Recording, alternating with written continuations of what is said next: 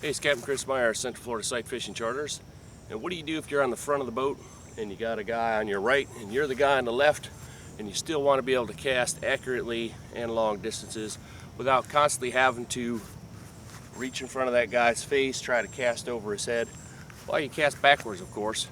And I'm going to show you today a simple technique on how to cast just as far, just as accurate, casting backhanded.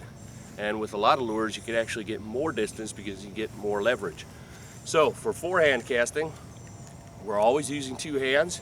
And if you're a right-handed caster, you're coming off the right side of your body. If I had some kind of obstruction there, whether it be a person or whatever else might be there, I may need to cast off this side of my body. So for short little casts, I could just flick the tip of the rod and fling it to the fish. Backhanded, kind of like you're playing tennis or ping pong or some kind of racket sport, and you're throwing a frisbee even.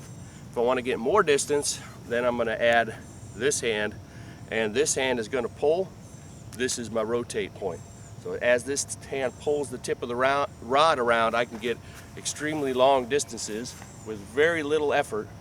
We'll cast all the way over to the other side of this pond with this quarter ounce jig, backhanded, right up to the other shore. We're definitely not going to be casting at fish that we're sight fishing any closer than that, but a lot of times you might just be blind casting and you want to cover a lot of water.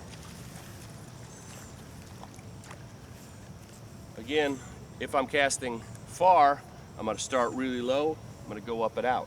If I'm casting to a target I see here, medium range, but I'm always using two hands. If I'm getting more than 20 or 30 feet away from the boat, it helps me generate the power. You're not going to get a lot of power going just one-handed.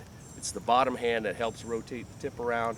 I'll cast down in this direction. We can go really, really far. Very little wind up. That thing went way farther than I'm ever going to cast to a fish, and if I was covering water, I just covered over 150 feet easily. So, check out the backhand cast.